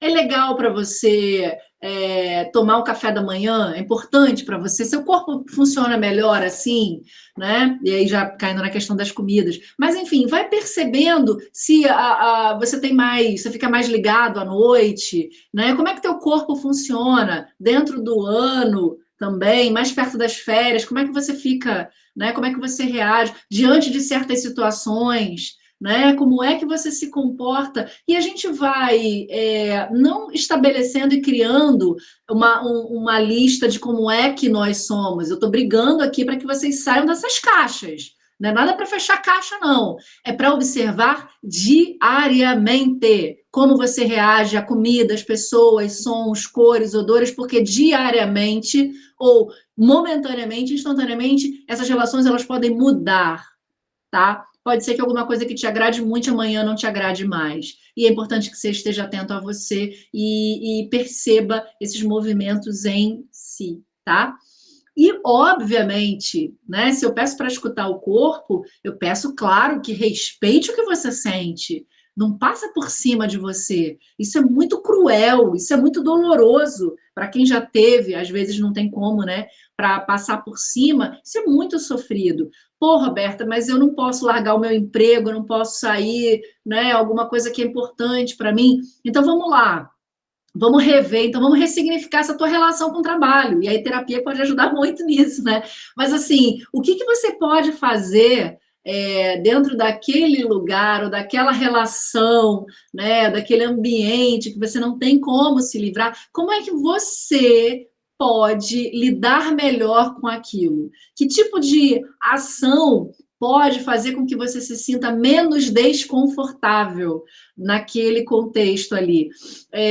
Um caminho que eu usei nessa escola, inclusive, foi bom. Dentro daquele ambiente de trabalho tinha uma coisa que eu amava fazer, que era a minha sala de aula. Era dar a minha aula, era fazer aquilo ali. O que eu comecei a enfatizar? Vou focar e me entregar para as melhores aulas, vou tentar pensar nas melhores aulas e me potencializar, me fortalecer naquele âmbito ali, naquele ponto, tá? Às vezes vale a pena a gente simplesmente não hipervalorizar, né, o local de trabalho, não achar que é a última cereja do bolo, pensar que não, isso aqui é um trabalho, então eu vou fazer a minha parte e que pode ser, quem sabe, que amanhã eu encontre um outro lugar e vou talvez me direcionar para pensar mais sobre isso, me reinventar, ver o que faz sentido para mim, né? Diz o Nietzsche, essa alma nobre que se respeita, né, que se escuta e se respeita, ela é capaz de reverenciar a si mesmo. Olha que bonito isso, porque esse reverenciar, de novo, vem o honrar. Você honra quem você honra o que você sente, tá? Há nessa alma nobre uma nova maneira de sentir, que não é a do último homem, é do homem moderno que ele está falando aqui, né? Mas é uma nova maneira de pensar, que não vem do divino, que não vem de fora. Outra maneira de avaliar a vida e as pessoas que não está no mundo dos valores estabelecidos. Você pode escolher a maneira como você avalia as pessoas e as relações. Não está nada dado nem pronto. Isso é coisa da nossa cabeça. Essa alma nobre, ela venera a si mesma, porque sua vontade, ela é afirmativa. Seus valores são afirmativos. E só podem ser afirmativos aqueles valores que prosperam em favor da gente mesmo. Cara, não existe essa de vou ficar num lugar, numa relação, ou fazendo tal coisa para os outros, para agradar estritamente os outros. Você é a primeira pessoa que precisa estar agradada disso. Se você não consegue fazer isso, se isso não é bom para você, não pode, não tem como ser bom para os outros. Gente, Madre Teresa de Calcutá, aquela mulher sorria limpando os pobres, sabe, os meninos. Ela sorria, ela estava plena fazendo aquilo ali, porque aquilo ali fazia sentido para ela, não era pesado, saca? Não era pesado para ela ser quem ela era. Então, só podem ser afirmativos os valores que satisfazem o sentimento de potência. O que aumenta a tua potência? Que sentimentos vão te sentir mais forte? São essas coisas que a gente precisa valorizar, porque quando você se potencializa, você é mais você. E eu acho isso incrível, porque quando a gente é mais a gente, mais sentido a vida tem pra gente. E se é bom pra gente, vai ser bom pro outro. Mesmo que o outro não goste, vai ser bom pro outro, tá? Podem acreditar nisso. Não minta.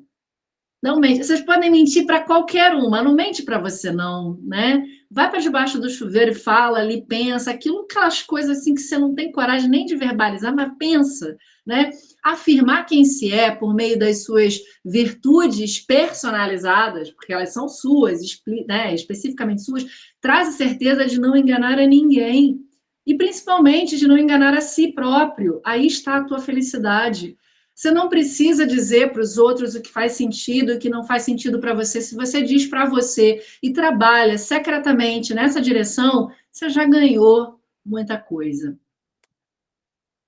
Meditando aí sobre os seus objetos venerados, né? Então, retomando esse ponto que é bacana, que é importante, que é relevante. Os objetos venerados, a gente pode usar uma outra expressão que o Nietzsche usa, que são os nossos amores. Meditando sobre os seus amores. O que você pode, e aí eu gosto muito desse exercício que me ajudou muito em alguns momentos de muita solidão, mas a solidão agora no pior sentido, de muita ausência, de muita dor, de muito sofrimento, de não saber o que fazer. Eu parava e fechava meus olhos e pensava: o que eu posso fazer por mim hoje? O que eu posso fazer por mim hoje? E às vezes o que eu posso fazer por mim hoje muito pouca coisa me colocaria num lugar de satisfação. Eu me lembro de um episódio desses, né, que eu, sentada na minha cama, mal chateada, eu pensei, o que eu posso fazer por mim agora aqui? Eu posso levantar dessa cama, posso tomar um banho, tá? Na minha ação, né? Posso tomar um banho, comer alguma coisa, deitar debaixo da minha coberta e botar um filme para eu assistir. Tava tudo ao meu alcance. Porque quando a gente fala do que a gente pode fazer pela gente hoje, é o que está ao nosso alcance. E isso vai me fazer mais feliz e mais satisfeita comigo mesma do que naquele momento anterior. E assim eu fiz, e assim eu me senti melhor, né? E isso é um lugar muito refinadinho, gente. É muito delicado você parar e prestar atenção no que dá para fazer aqui nesse pequeno espaço que é você né, com você mesmo. E um outro exercício, que é muito mais de uma visualização e de uma clareza sobre si, sobre os seus interesses, é o que você quer do mundo. E não tenham vergonha, porque vocês não vão mentir para vocês. Então você pode fechar seu olho e falar: eu quero encontrar alguém que me ame muito. Eu quero ser muito valorizado, amado. O que eu quero? O que eu quero? Fala aí, o que eu quero? E fale, sabe? Ou sinta que essas coisas elas te envolvem, porque quando você entra numa conexão com o que está do lado de fora de uma maneira honesta, né? O universo, você reverbera para o universo aquilo que está acontecendo dentro de você. Você joga para o universo, a gente pode dizer, né? E está deixando claro para todo mundo que quiser te ouvir ou que se conectar com os teus pensamentos, aquilo que é e que faz sentido para você, né? Então, ser honesto é a coisa mais bonita que a gente pode fazer por a gente, né? Por nós mesmos. Aprender a dançar, né? O Nietzsche vai falar da dança como sendo esse flow com a vida, né? Então, assim, bicho, você tá vendo que tá dando murro em ponta de faca, tá tentando abrir uma porta que a fechadura não abre de jeito nenhum. Bora tentar outra porta, bora tentar outro caminho, né? Eu passei por uma situação mais ou menos parecida, né? Que eu acho que se encaixa, que foi, cara, esse ano a minha vida foi, né? Virou 180 graus. Eu precisava de dinheiro, não conseguia. Algumas escolas que eu estava trabalhando, que havia algumas propostas, as coisas foram acontecendo de uma tal maneira que não rolaram. Eu fui entrando em desespero, eu falei, cara, trabalho não vai rolar. Eu falei, vou vender meu carro. E aí, quando eu olhei para esse lugar, foi incrível, porque em menos de uma semana eu estava com o dinheiro do carro na minha conta. E aí eu vejo um monte de gente que bate cabeça para conseguir vender. Eu vendi para um particular, né? Assim, foi muito fácil, muito rápido. Porque eu parei de ficar batendo na porta que não estava abrindo. Falei, peraí, deixa eu olhar para outras portas. E entender que há infinitas portas, só entende que há infinitas portas quem já entendeu que se é infinitas possibilidades, né? Então a gente se autoriza, a gente se autoriza.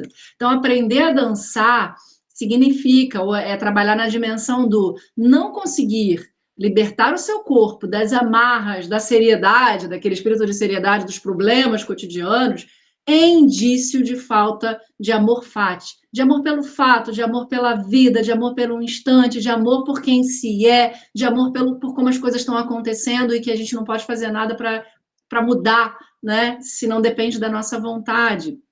É falta aí de leveza sobre as circunstâncias. Gente, quem coloca peso na vida, quem diz que uma história de vida é trágica ou é cômica, somos nós. Não está nada escrito, não está nada delimitado. A gente que dá o tom, sacou? A gente que dá o tom. Você pode pegar a letra de uma música trash e se você coloca uma melodiazinha suave, branda, a galera vai dançar e não vai nem perceber que é um negócio terrível, né? E o contrário vai acontecer, pode pegar uma música linda, romântica, e você bota um negócio pesado, sente, porque a gente precisa aprender a dançar com o que chega.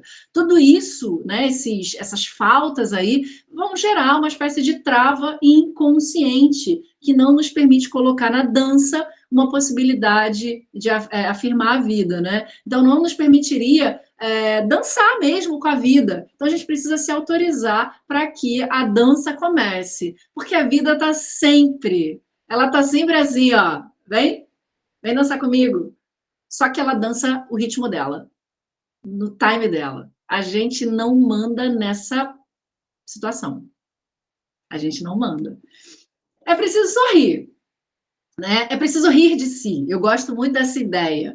Gente, aprenda a rir de si. Dos micos que vocês pagam, dos vacilos que vocês dão, né? Dos moles que a gente dá, dos dedos podres que a gente tem, né? E etc. Dos vacilos mesmo, dos micos, de tudo isso. O riso para o Nietzsche tem uma dimensão trágica. Tá? Ou seja, o que eu quero dizer com isso? Em que a vida ela é percebida em uma espécie de paródia ou comédia diante da qual se deve rir para afirmá-la. Então ele está falando, pô, bora rir daquilo que não é tão não é tão difícil assim de encarar. É claro que tem coisas que são impossíveis talvez da gente rir, né? Mas a maioria, se a gente parar para analisar, na maioria das vezes a gente pode rir. Dá para rir, dá para achar engraçado no engarrafamento que a gente está, da nossa postura, da nossa irritação diante daquelas situações, né? E mais, deve-se rir sobre o que já se passou, como forma de libertação do passado, que é amargura, e assim continuar seguindo o movimento eterno de todas as coisas. Ri do que foi e olha para frente falando, bora viver, porque né, tem outras histórias aí para gente achar graça nessa vida. E por último, né? A sua vida daria um filme, como a vida de todo mundo. E se a sua vida daria um filme, cara, você é o protagonista dela. Olha que coisa mais linda, né? Para o Nietzsche, os artistas dotaram os homens de olhos e ouvidos para a percepção sobre o que cada um realmente é, diz o Nietzsche. Apenas eles, os artistas, nos ensinaram a estimar o herói escondido em todos os seres cotidianos e também a arte de olhar a si mesmo como um herói. Fecha aspas. Reconhecer-se como um herói é perceber que a sua vida perceber-se a sua vida como uma realização única. Cara, ninguém é capaz de fazer a vida como você fez. Olha que coisa incrível. Aí está a sua própria arte de viver. Quando você se dá conta de que você foi fazendo escolhas e tomadas de decisão de uma forma tão singular, porque mesmo quando a gente segue muitos modelos, né, a gente ainda assim está sendo autêntico, há alguma autenticidade.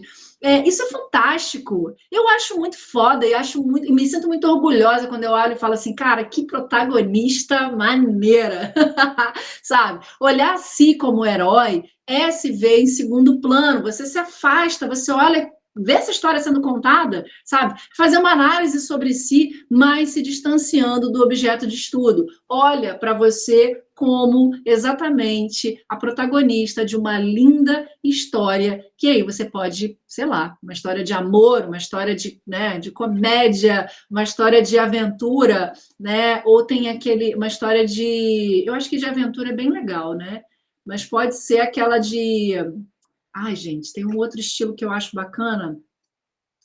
Não, eu acho que era aventura mesmo que marca esse mundo de coisas acontecendo e essa variedade, o herói vai lá né? Ou meio que fantasia também dá para ser, né? Não sei, gente, aí é a escolha de vocês.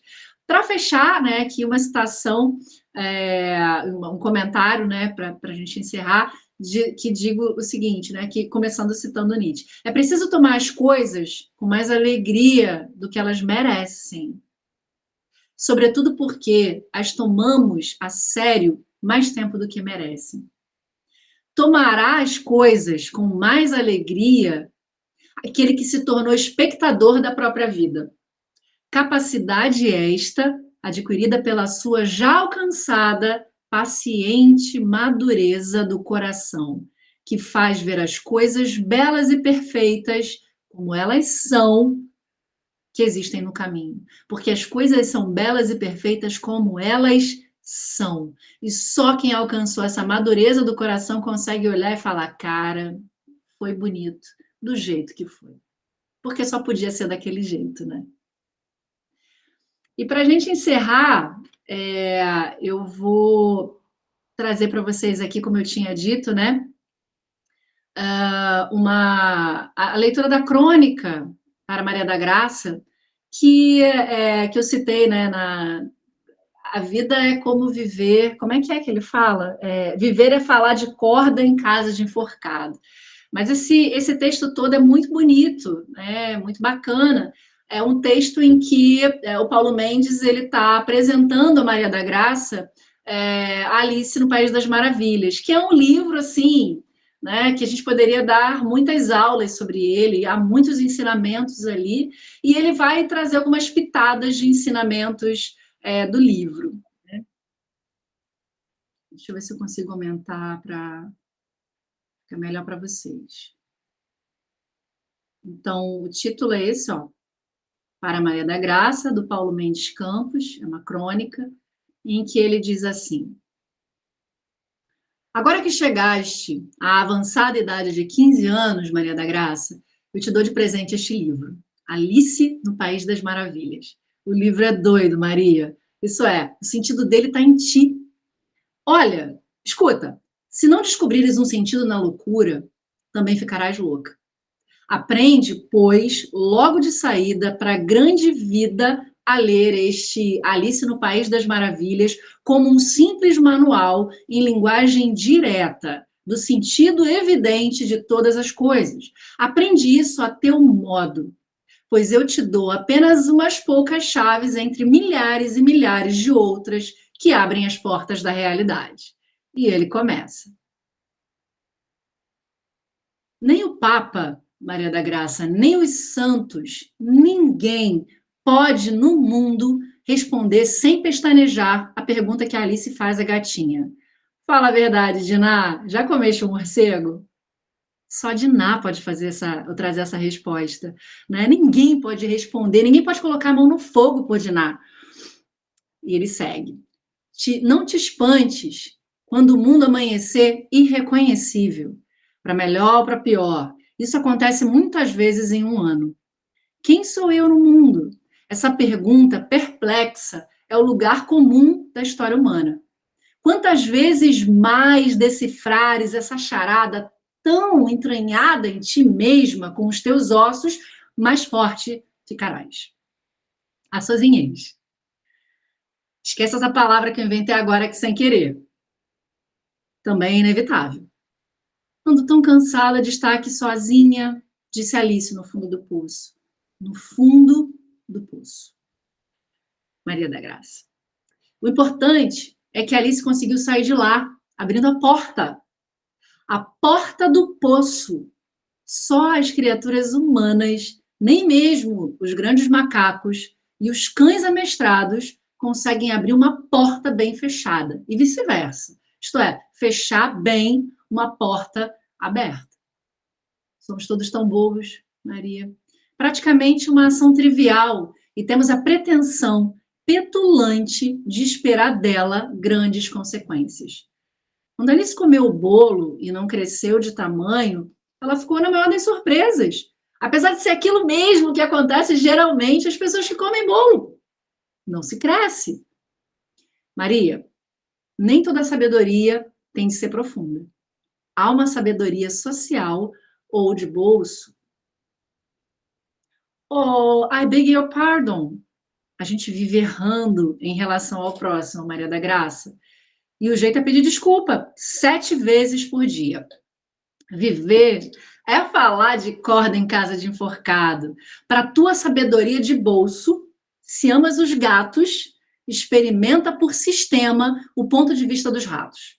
Gostaria de gatos? Se fosse eu, perguntou o rato. Os homens.